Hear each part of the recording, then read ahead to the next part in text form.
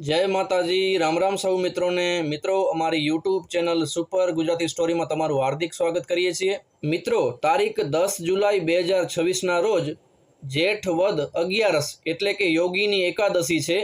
तो मित्रों आजना विडियो में आपणे आ योगीनी एकादशीनी पौराणिक कथा सांभळीए अने तेना व्रत विषे सांभळीए। तो चालो मित्रों शुरू करिए आजनो विडियो।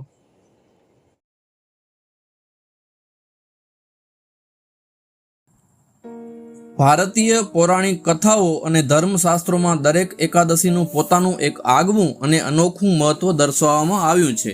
જેઠ વદ 11ના પવિત્ર દિવસે આવતી યોગીની એકાદશી ત્રણેય લોકમાં અત્યંત પુણ્યદાયી અને પાપનાશક મનાય છે।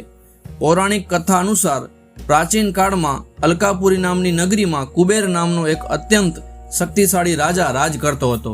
તે ભગવાન શિવજીનો પરમ ભક્ત હતો અને દરરોજ નિયમપૂર્વક શિવ પૂજામાં બેસતો હતો।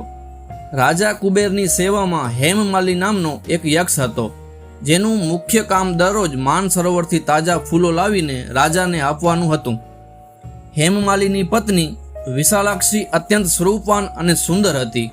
એક દિવસ હેમમાલી ફૂલો લેવા ગયો, પરંતુ પોતાની સુંદર પત્નીના પ્રેમ પાસમાં એવો તે ખોવાઈ ગયો કે તેને સમયનું કોઈ ભાન જ ન રહ્યું। ભોગ વિલાસમાં બપોર થઈ ગઈ અને પૂજાનો સમય વીતી ગયો। જ્યારે ફૂલો ન પહોંચ્યા ત્યારે ક્રોધિત રાજા કુબેરે સેવકોને પૂછ્યું, અરે પેલો દુરાત્મા હેમમાલી હજી સુધી કેમ નથી આવ્યો? સેવકોએ ડરતા ડરતા રાજાને સત્ય હકીકત જણાવી દીધી।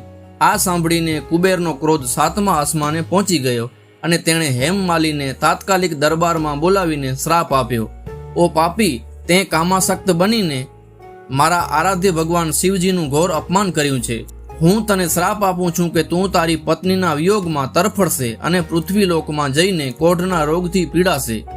કુબેરના આ ભયંકર શ્રાપથી હેમમાલી તરત જ સ્વર્ગમાંથી નીચે જમીન પર આવી પડ્યો। પૃથ્વી પર તે ભયાનક કોઢથી પીડાવા લાગ્યો અને પોતાની પત્નીના વિયોગમાં રડતો રડતો જંગલોમાં ભટકવા લાગ્યો। પરંતુ શિવ પૂજાના પ્રભાવથી સદભાગ્યે તેને પોતાના પૂર્વજન્મની સ્મૃતિ સંપૂર્ણપણે જળવાઈ રહી હતી। આમને આમ ભટકતો ભટકતો તે એક દિવસ હિમાલયમાં પહોંચી ગયો અને ત્યાં તેને મહર્ષિ માર્કંડેયનો પવિત્ર આશ્રમ જોવા મળ્યો। હેમમાલી રડતો રડતો ઋષિના ચરણોમાં ઢળી પડ્યો।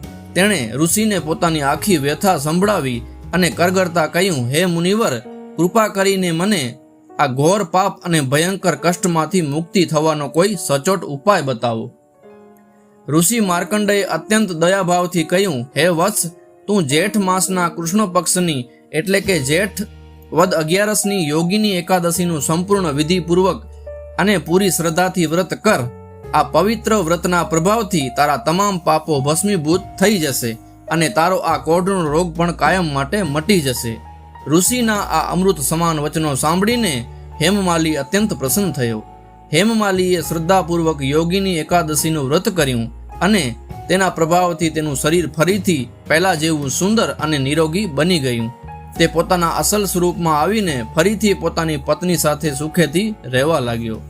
ભગવાન શ્રી કૃષ્ણ ધર્મરાજ યુધિષ્ઠિરને આ કથા સંભળાવતા કહે છે કે, હે રાજન, આ યોગીની એકાદશીનું વ્રત કરનાર મનુષ્યને 88,000 બ્રાહ્મણોને ભોજન કરાવ્યા સમાન મહાન પુણ્ય પ્રાપ્ત થાય છે। ખરેખર આ યોગીની એકાદશીની પાવન કથા વાંચવાથી કે સાંભળવાથી જ મનુષ્યના તમામ પાપો નષ્ટ થઈ જાય છે અને અંતે તેને પ્રભુના શ્રી ચરણોમાં મોક્ષની અચૂક પ્રાપ્તિ થાય છે। તો મિત્રો આ યોગીની એકાદશી વિશે માહિતી તમને કેવી લાગી? વિડીયો પસંદ આવ્યો હોય તો વિડીયોને લાઈક કરી દેજો। મળીશું એક નવી વાત સાથે, નવી સ્ટોરી સાથે। ત્યાં સુધી સૌને જય માતાજી, રામ રામ।